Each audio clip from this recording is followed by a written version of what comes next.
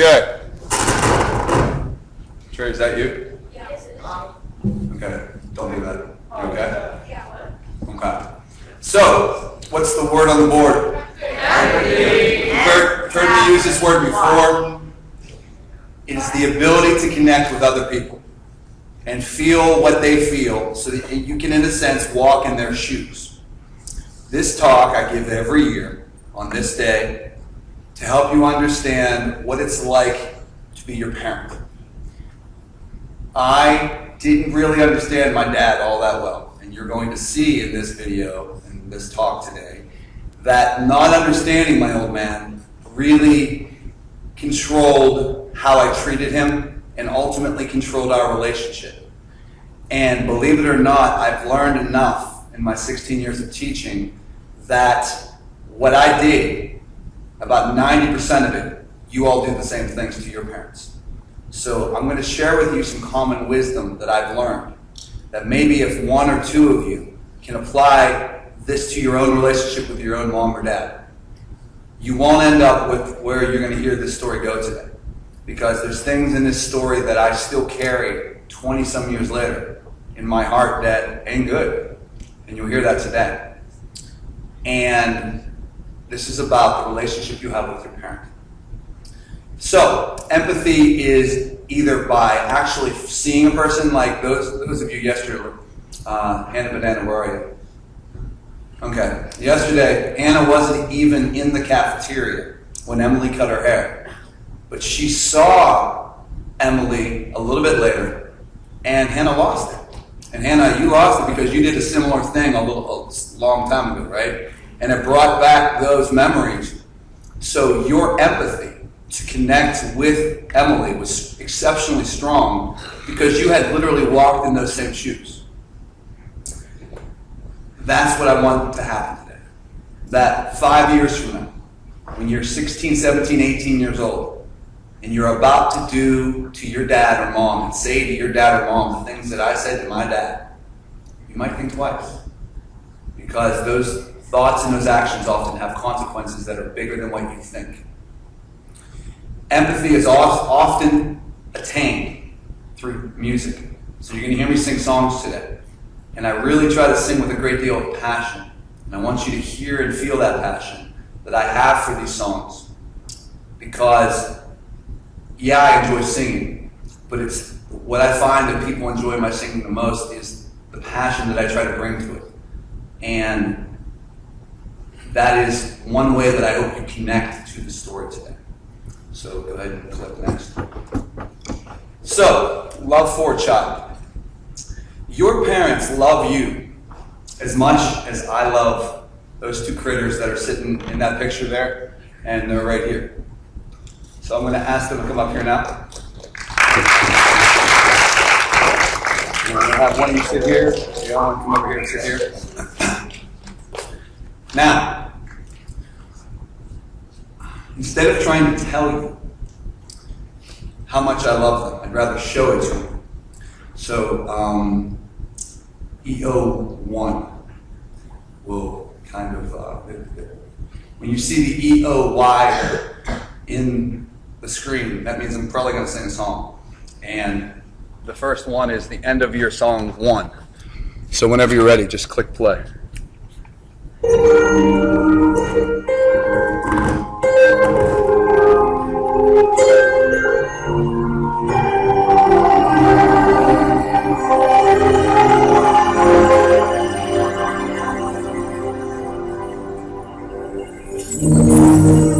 As I look into your eyes, I see all the reasons why my life's worth 1,000 skies.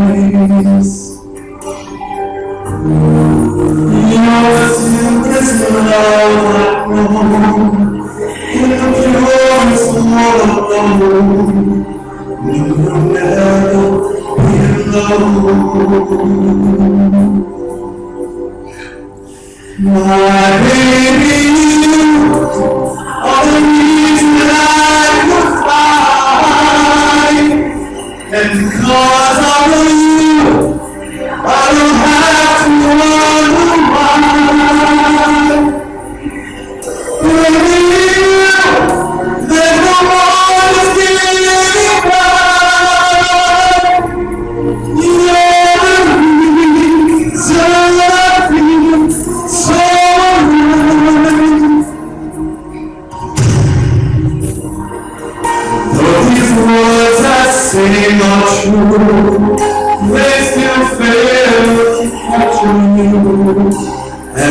words can only do.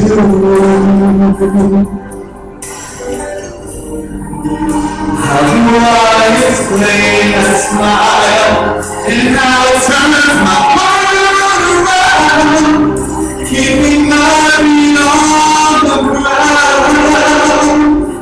My baby, you are the reason I could fly, and because of you, I don't have to wonder why. Maybe you, there's no one to get away. You're the reason so alive.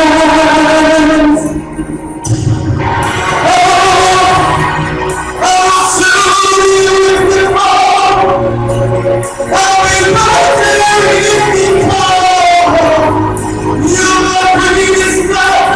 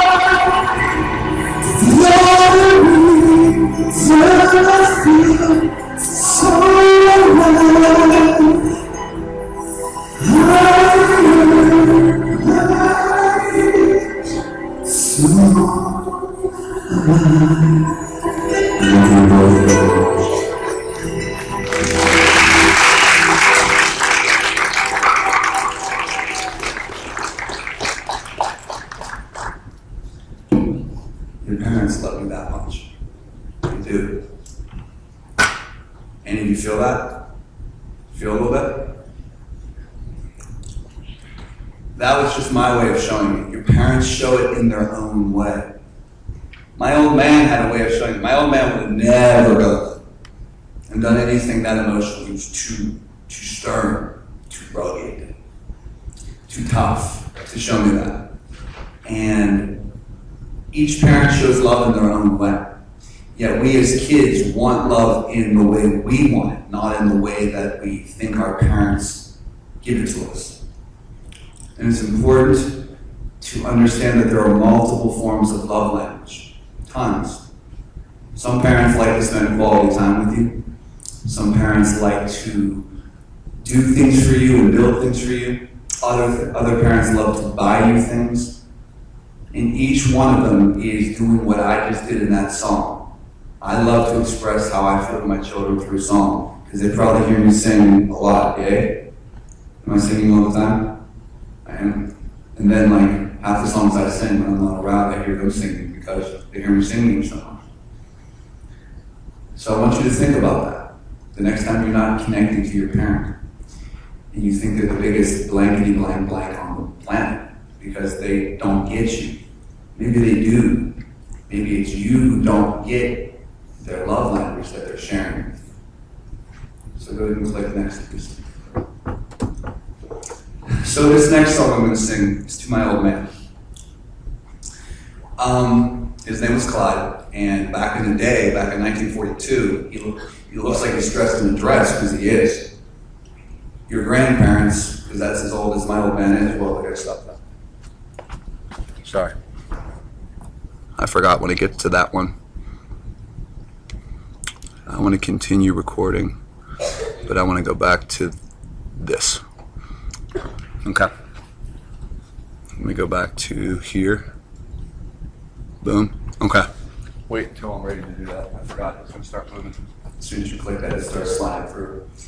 The video that you're going to see next is a montage of different pictures that are a collection of my old man, of me when I'm about 2, 3, 4 years old, and how my old man loved me, And there's several pictures of the kids smattered in there as well, so you can kind of get a feeling of the whole dynamics between the way my dad felt about me, and then you can see the way I feel about that. So Trey, hit EOY 2, if you would please, and then when you hear the music, then you can click that button. Yes.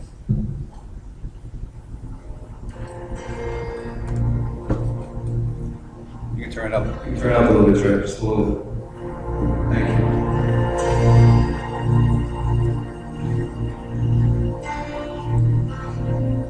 Who can say for certain? Maybe you're still here. I feel you all around me. Memory so clear. Deep in the stillness, I can hear you speak. You're still an inspiration. Can it be that you are mine forevermore? You are watching over me from above.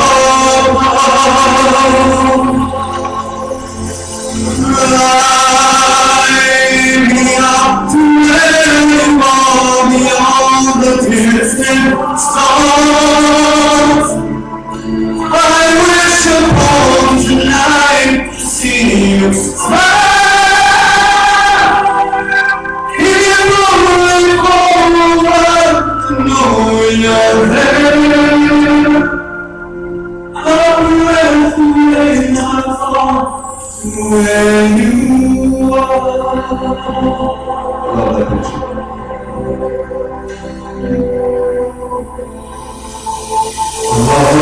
Gently sleeping here inside my tree, and his fading, all power can't be seen, as my heart holds you, just one dear away. I cherish all you gave me every day. 'Cause you are mine forever, watching me from above. And I believe that angels breathe, and that love will live on and never leave. Fly me up to heaven far beyond the distant stars. I wish upon tonight to see you smile. Hear the wind for a while, know you're there. A breath is not far from where you are. I know you're there. A breath is not far to where you are.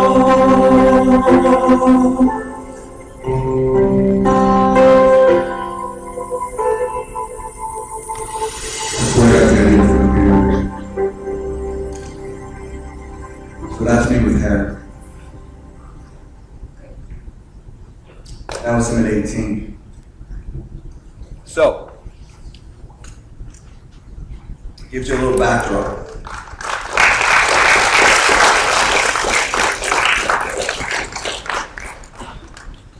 That's just a little introduction to the main part of the story. Is it going to stop there? I think it is. Good.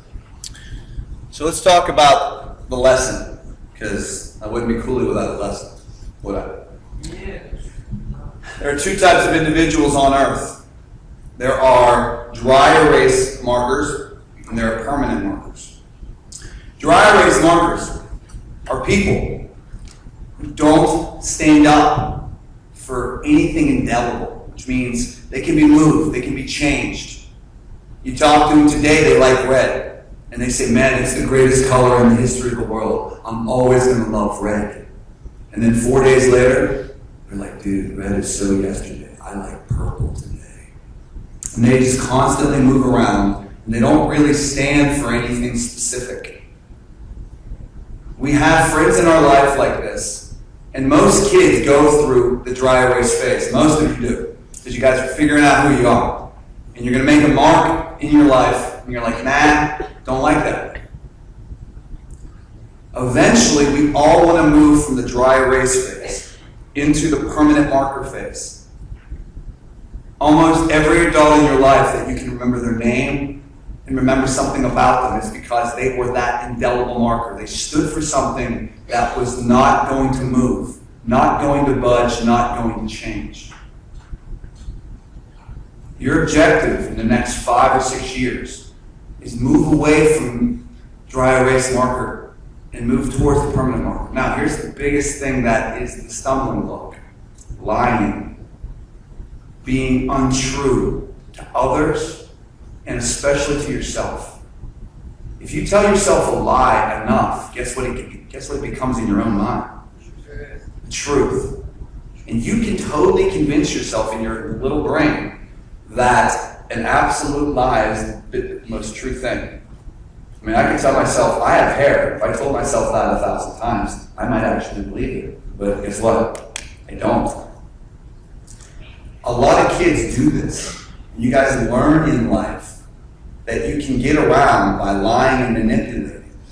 And then you grow up to become adults. And you're like, man, I like this quality. I can be this dry erase marker. I can tell this person one thing, and then I can quickly erase that mark, come over here, and write another mark. But then all of a sudden, the person I told the first thing talks to the person I told the second thing. And you're like, well, they said this to me, and they said this to me. And those two things totally contradict each other. Prove that you are not. Right. Complete the sentence. A man is only. What is it, Rose? Come up here and say it. A man is only.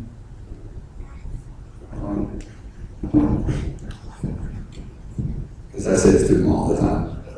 A man is only as good as his word.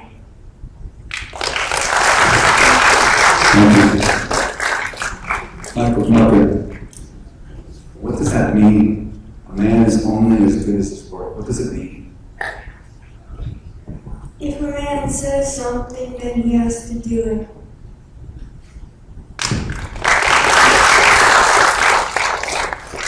And believe it or not, I've many times, just this morning, I tell my kids never to take things that aren't theirs.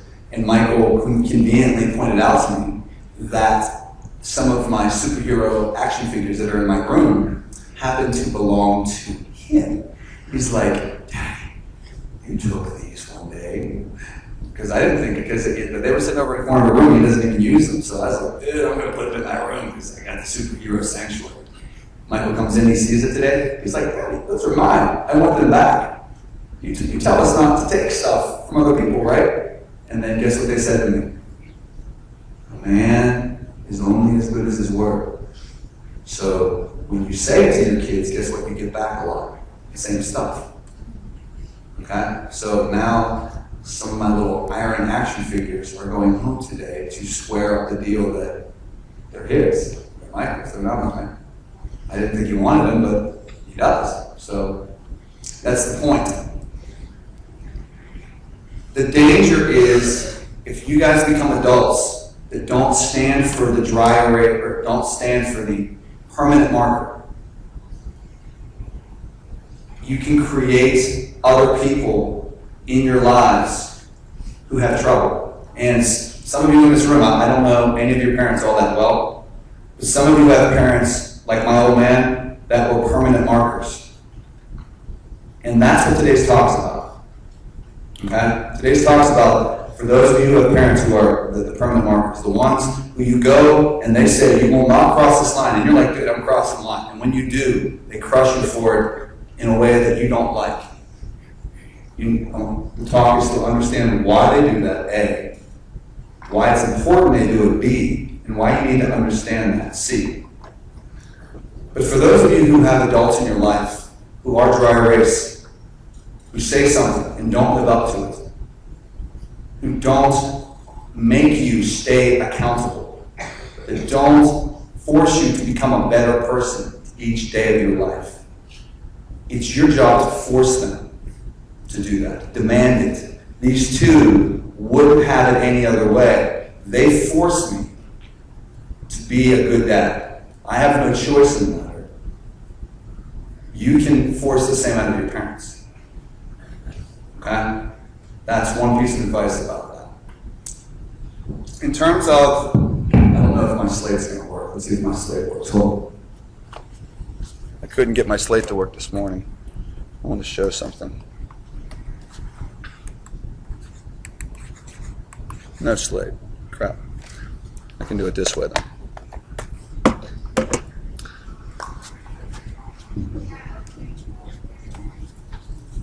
Okay.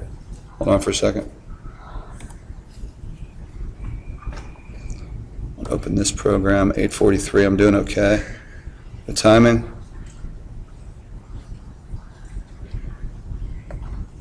Agreed. Don't want that. And I want that. Okay, continue.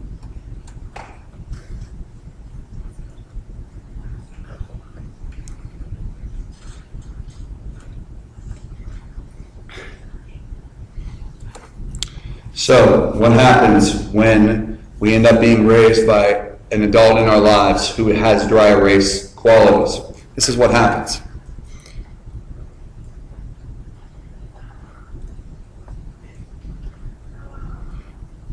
They draw a line in the sand and say, you shouldn't do this. And then you push. Because what do kids do? They push, because kids want to do what they want to do. True or false? True. And then all of a sudden, that kid either finds a way to make that parent do something that they shouldn't do, and most often what ends up happening is they take the line, whoop, go back. They take that line and move it. And when they move it, who wins there? The adult or the kid? Child. Can't hear you. The child. And then the kid learns that that's power. True or false? True. Now, is every adult in that kid's life going to move the line? Or are there certain adults who won't move the line? Police officers, bosses, teachers. There's a bunch of people in the world who don't move that line. Yet when you're used to people who you can push around, you get used to that. And then when you run into the type of people who aren't dry erase, people really have a hard time with that. Now, permanent markers. And my dad was one of these permanent markers. And he put up the type of permanent marker that did this.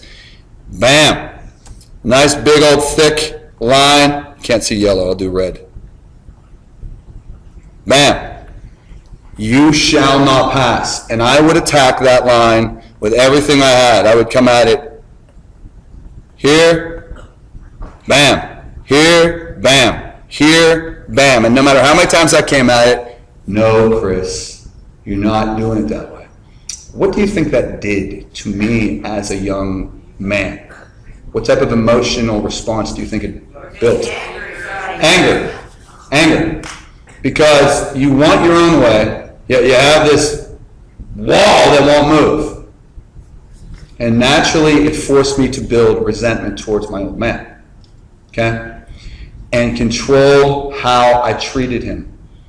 And when he'd talk, I'd be like, I don't like you. I would just say rude things. How many of you in the last 48 hours probably said something rude to an adult in your life? Be honest. Nate and JJ, thank you for being honest. 2/3, if not 3/4 of you could raise your hand right now. Okay? And if you're honestly have it in the last 48 hours, kudos to you. But most kids, by their very nature, are rude to their parents because they want to do what they want to do. I was no different. But you need to learn that that has consequences, because every time you do that, you become a little bit more powerful and emboldened that you can say more and more and more.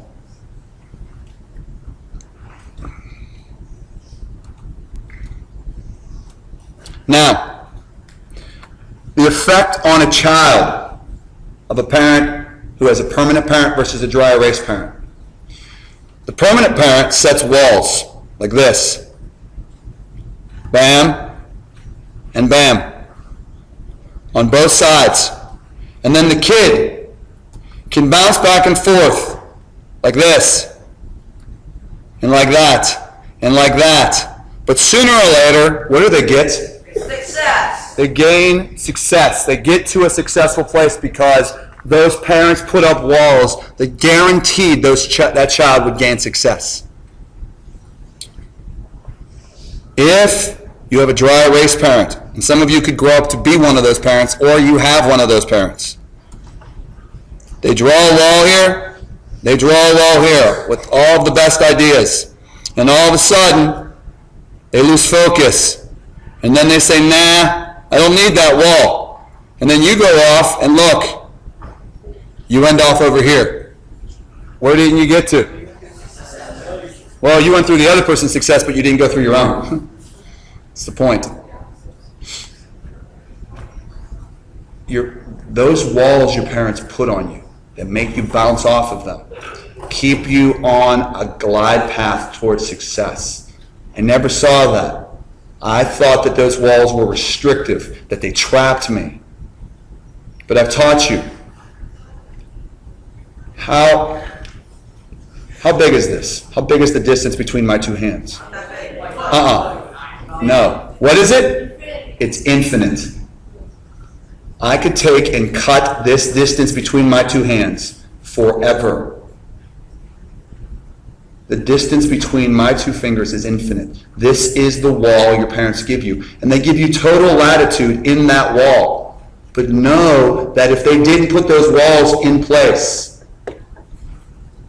there would be problems.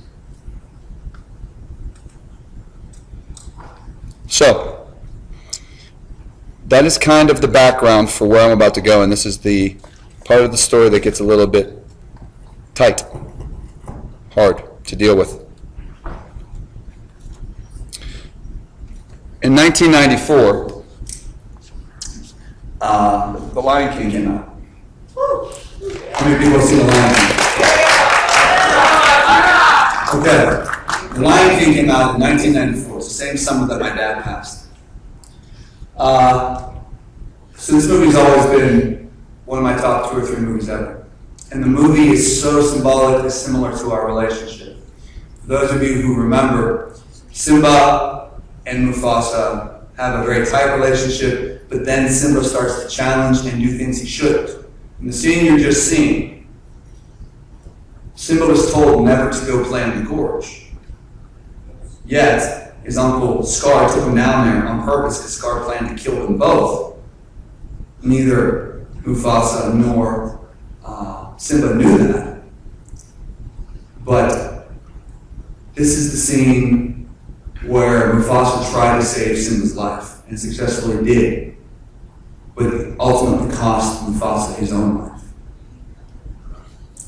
And this scene will open up the door to tell you how I came across a very similar scene that you're about to see. And just like Simba felt remorse because he felt that he had done wrong, even though it was Scar who had done it to him and tricked him. Nobody tricked me.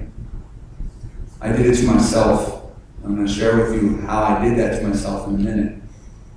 But I just want you to see this part now. So hold on.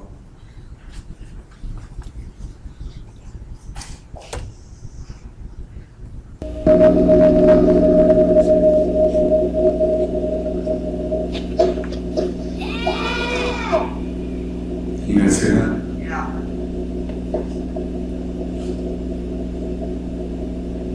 1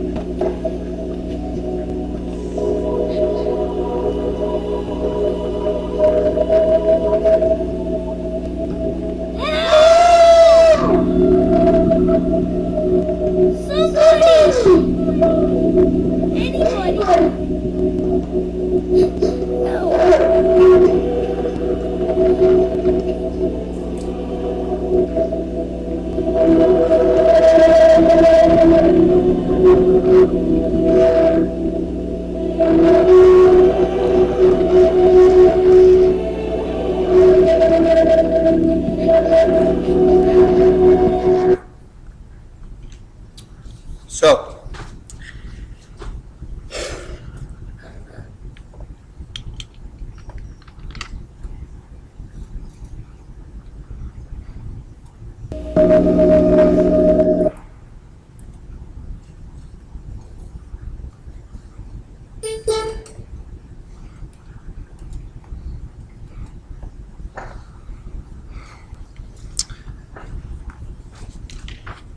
this story talks about how to become permanent.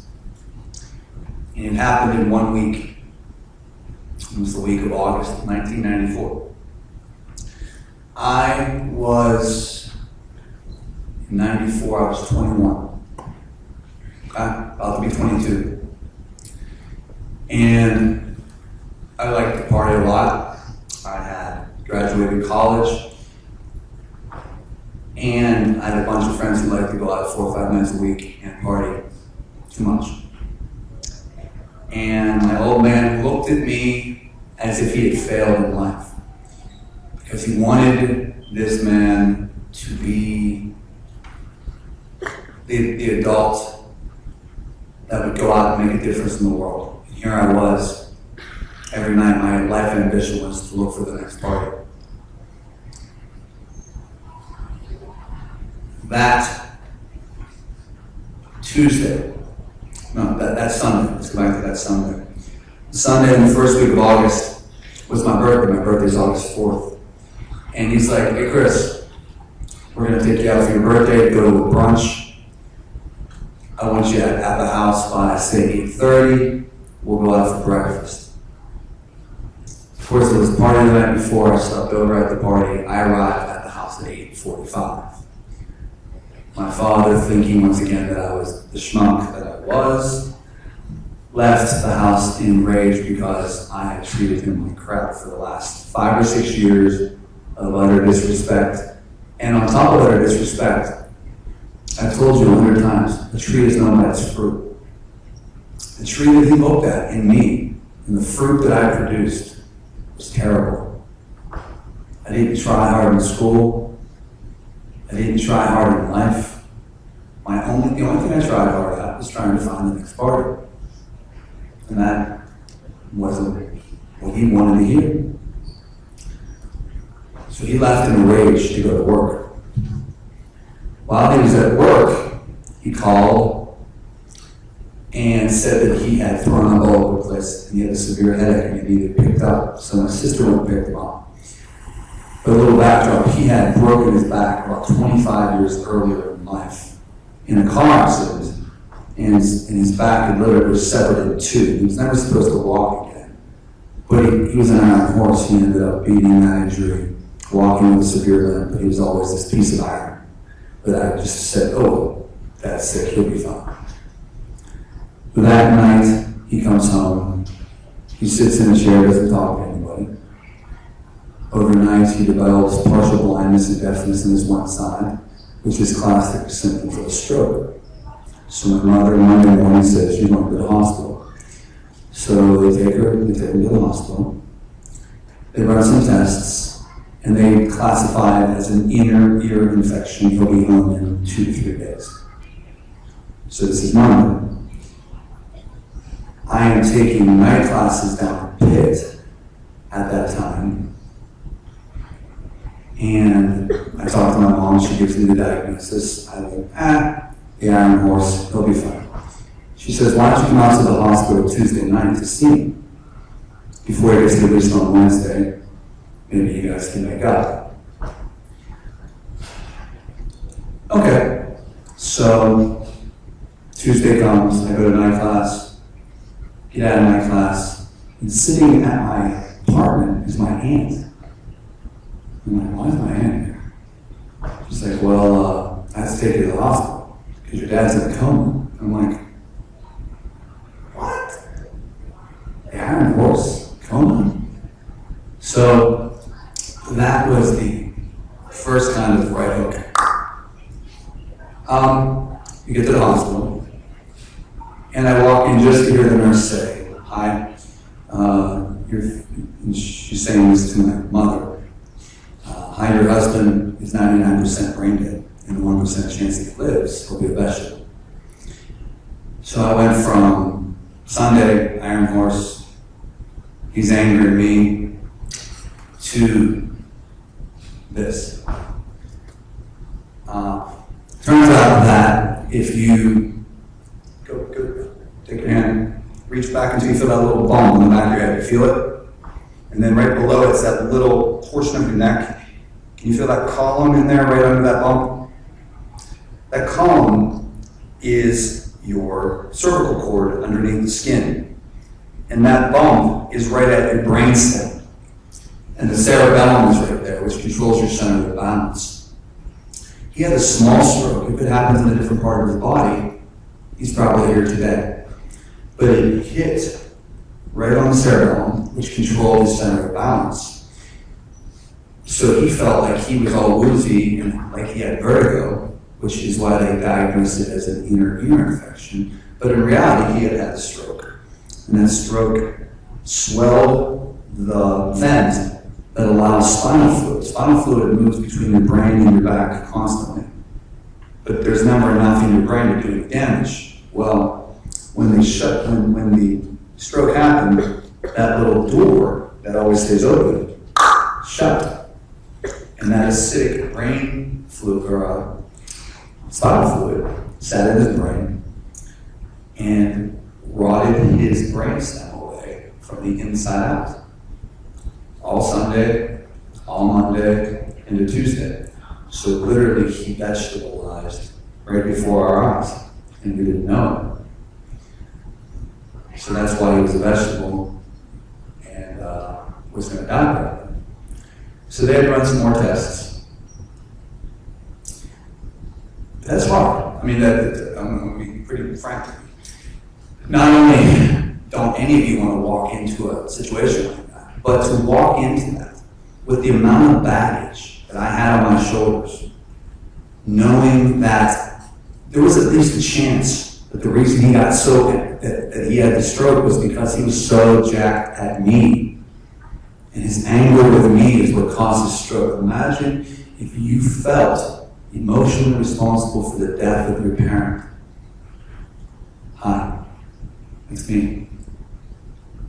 Okay? That was hard. It was really hard. I left the hospital, and just like Simba was crying, help, help, I didn't know what the heck to do. I was losing my mind. I got my car, just went off, started driving. Was like that all day, Tuesday night, all day Wednesday, totally lost. They ran more tests, everything came back. They said Thursday night, okay, sir, we ran all these tests. You can turn off the machine tomorrow. His brain is gone. He's going to die. The only thing keeping him alive is the machines. So we had planned Friday morning to go back into the hospital and turn off the machines. And Thursday night, a bunch of my friends tried to cheer me up and they took me out. And they took me to a bar, and we ended up running into a guy who I hadn't seen in years, who was good friends with my dad. And when he heard the news, he just broke down and cried, and it just kind of ruined the whole night. And I could tell it was just a weight on everyone's shoulders, and they said, I'm out of here. So I left, and once again, I'm driving around, clueless as to where to go. And somehow I ended up driving right towards the hospital. And for whatever reason, I don't know why, I go into the ICU unit, it's all dark, you hear little beep, beep, little sound effects in the background, machines and monitors. And I walk up to the window. And on the other end of this window is this life form that was my father. And the body remained. And whether his soul is still intact or his mind is intact, I don't know. And just look at those machines. And I, for the first time in my life, told him everything that I should have told him from the time I was 12. Dad, I love you. Dad, I'm sorry. Dad, I was a schmuck. I was such a schmuck that the Tuesday night, no, the Monday night after he was in the hospital, he's in the hospital, I go to my boss because there's a party Monday night, and this is before I knew that he was going to die. This is what type of person I was. I want you to hear this. I went up to my boss before I knew my dad was going to die. He was just sick at this time when I said this, and I said to my boss, "Hi boss, I need off from work. My dad's in the hospital. He might die." I lied because I wanted to go to a party. I lied. You know why I lied? Because I had lied for the last 10 years of my life. Whatever, wherever, and however it benefited me. And then at the moment that I should have had my head on straight, it wasn't. And then the very next day, the lie that you told comes to truth, and on top of that, you think you're the reason he had the stroke. Holy smokes. Talk about guilt. So I'm there at that window, and I finally, for the first time in my life, pour out every emotional thought that I've ever had towards the man that I should have said. And this gigantic weight left me that night. And I went from being a dry erase marker to the permanent marker that stands before you now. And the reason I'm so freaking tough on you is because a lot of you, I see the same dry erase marker that I was. And I sure as heck don't want you to make half as terrible mistakes as I did. And it shouldn't take a man to stand at the window of his almost dead father to come to that realization. But that's how lost I was. I don't want any of you to get that lost. That's why you can't lie. That's why you can't not own everything that you do to the best of your ability. Because your parents are watching you. And they feel like utter failures every time that you're less than what you should be. Whether it's right or wrong, they do. And when that man died, he felt he had failed in life. His eldest son, the person that he was the most proud with on earth, when he first had him, had not grown up to be the man that he intended for him to be. And some of you are on that same glide path. I see some of you in the exact same places that I was when I was 12 and 13 years old. And you so completely remind me of myself that it scares the death out of me. So some of you need to wake up. You all need to become permanent markers that stand for something. So, this next song that I'm going to sing is a reflection of that conversation that I had with him that night at the window. And he'll be over here, and I'll be here, and I'll be singing to him as if I was talking to him. And I want you to feel what it was like, so that in the next 5 to 7 years of your life, you don't do something dumb that you end up regretting. everybody for the next 20 years that part of the reason why I give this talk is because I have to give this talk. Because of the things that I did wrong for that long time period. Don't trap yourself into a story that you have to tell every year for the rest of your life because of the schmuck that you were. That's an important thought. So try it.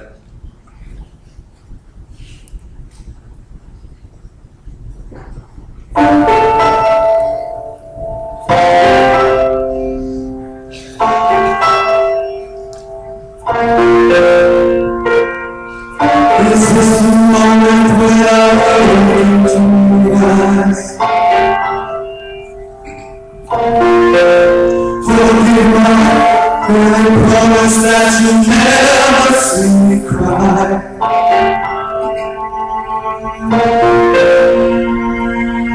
And everything you will surely change now that you are hiding in the bed. I'm so sorry.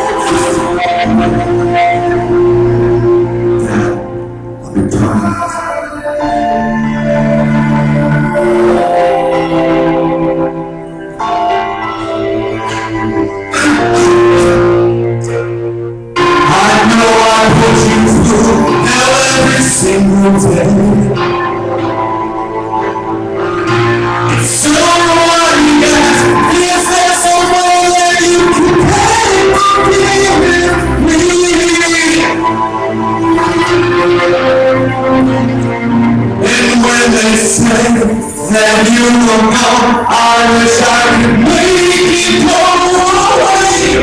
But still I will say, I will think that you're alright. With no one's there,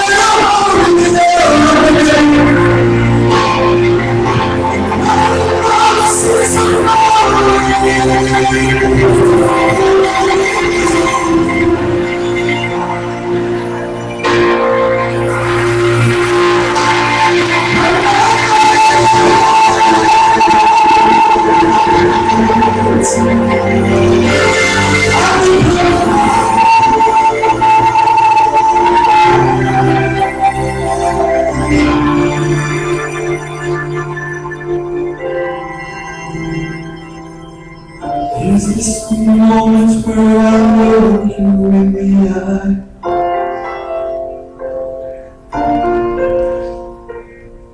Forgive my promise that you'll never see me cry.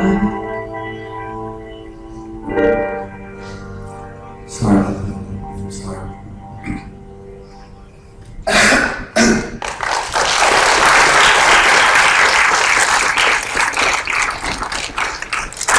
I like to sing that song better than I just did, so I'm sorry. I didn't hit the notes right, but it happened. So, that's what I want you to be. I want you to be permanent. I want you to grow up, to leave an indelible mark on the souls of every person that you touch, so that your tree produces the fruit that makes the world awesome and makes the world perfect. That's what every teacher in this building wants from each one of you. And when you don't live up to that, and you feel like we're ripping your face off, it's because we don't want you to end up in situations like I was in. That's a pretty rough place to be. Okay? AJ, can you follow next to the screen? Thankful. I'm thankful for a lot of things. I'm thankful that you guys have given me. Can somebody give me a glass of water? Here. Take this, dump it, fill it with water. I'm thankful for a lot of things. I'm thankful that you guys have allowed me to be your teacher. That the majority of you have worked exceptionally hard, especially this last month. I know I put you guys through the ringer. But I wanted you guys to take a step towards adulthood. And adulthood only happens when extra responsibility is placed upon you. I went from being a kid that night when I stood at that window and I left a man because responsibility was thrust upon me way too much at one time. But that's the way the world works. And if you're not ready for that weight, it'll crush you and you'll melt. You look at adults who do drugs, who drink, who do all these things. They can't cope with the responsibilities that life has put upon them because they never learned to cope when they were your age. When we make you do these projects and all the things that suck, it's because we want to make you cope with this process. This is how we make adults in the world.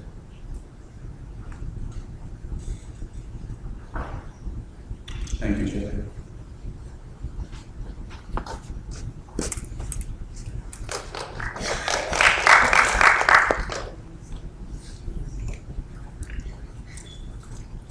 Thankful is a feeling or expression of gratitude or appreciation. I'm thankful for you guys. I'm also thankful for my Castle House teachers. They've let me be me, and being me lets me run SOS the way that I feel like it should be. And I put them through the ringer on a regular basis, supporting me. And I couldn't do it without them at all. I was recognized as one of the Teachers of the Year in the Teacher Excellence Awards because of some of the work that we've done with SOS. But each of the other Castle teachers should have been standing up there with me because I couldn't have done it without them. And I want to thank Mrs. C. and Mrs. Landsberg and Mrs. Joyce and Mr. Agonad. Several of them are getting the afternoon events together for this afternoon for you guys, so that you guys have a pleasant afternoon. But this song goes out to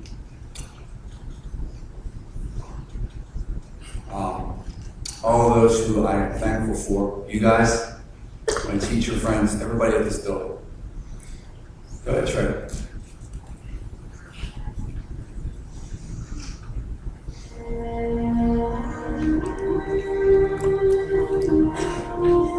This is what you guys need to do.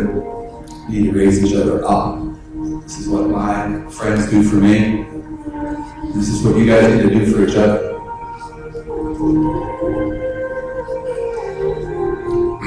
Hopefully I can sing some of this in the last one. If you know this song, you can sing that.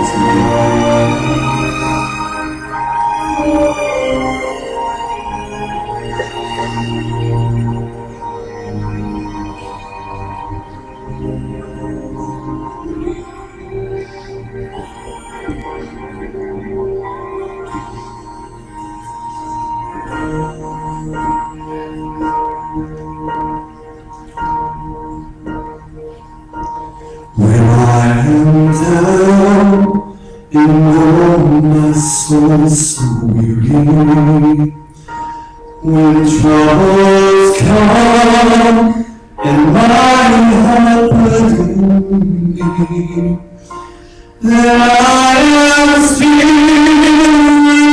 waiting in silence until you come and sit my own with me. You raise me up so I can stand on mountains. You raise me up to walk on stormy seas. I am strong when I am on your shoulders. You raise me up to more than I can be. You mean that, guys? I do.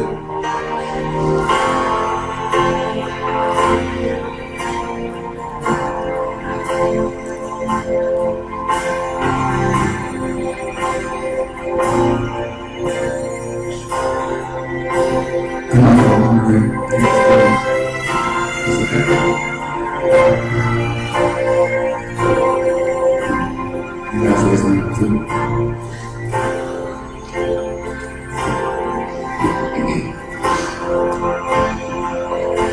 You raise me up so I can stand on mountains.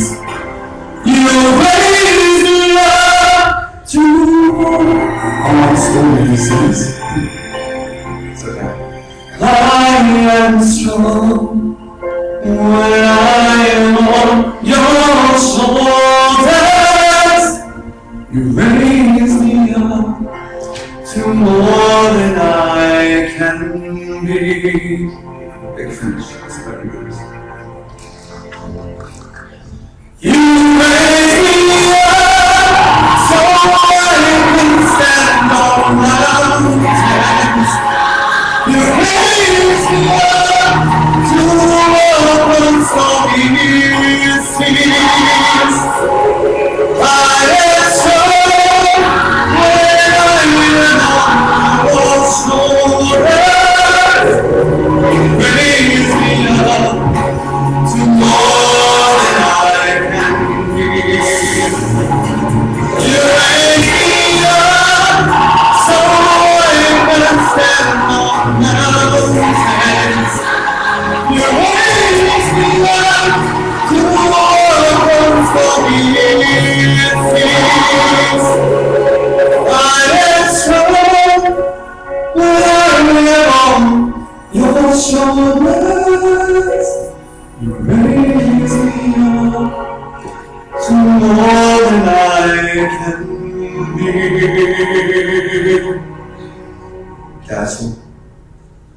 You raise me up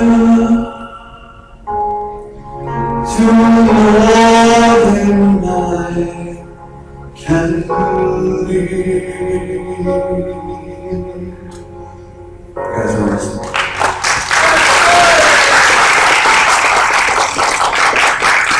Okay. We only have time for one more number. I wanted to do a tribute to SOS. We're not going to have time. For those of you who've been part of it, you've seen the power of it. I really hope some of you come back next year. Every year, 7th grade is the backbone of SOS, and then 8th grade, you guys have heard my spiel. You fade away into the night, and you act like you don't care. Well, then that means that word that we started this lesson with, it never take root. I want to see it take root. I want to see the class that we had in SOS go forward and be the 8th graders that can change the school. Because only the 8th grade can lead like the 8th grade can. So you guys are going to be that 8th grade. Be strong.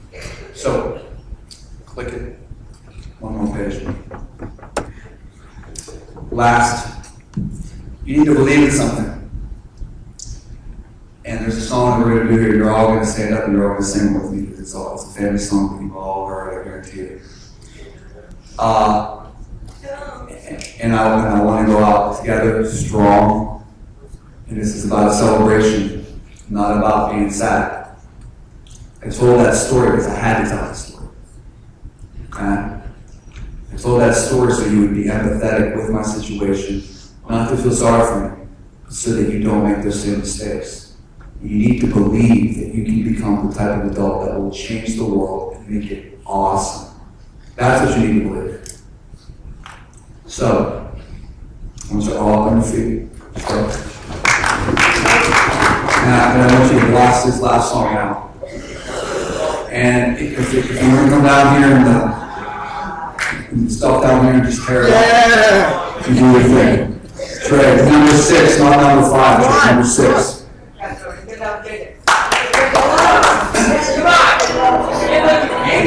Turn it up.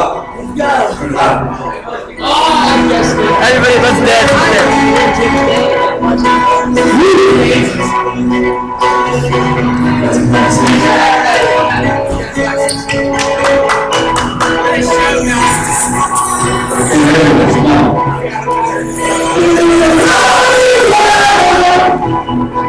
You took the midnight train on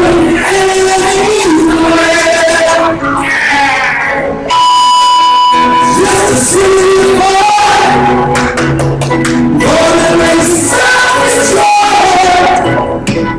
You took the midnight train on anywhere.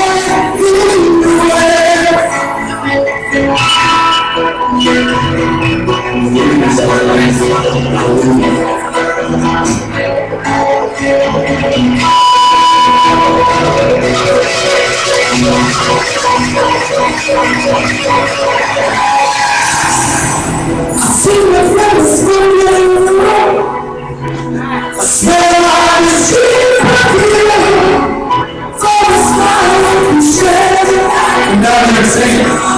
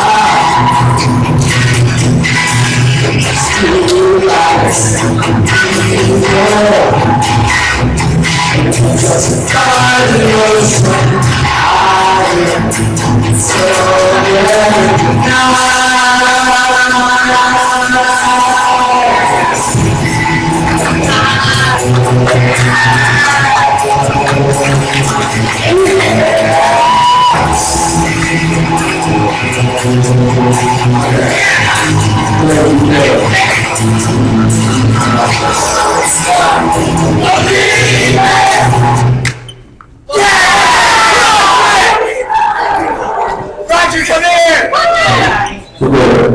Ray, what happened? Ray, Jay, just read the box. Come on. So, Make it live. What was up? Make it live. Every second.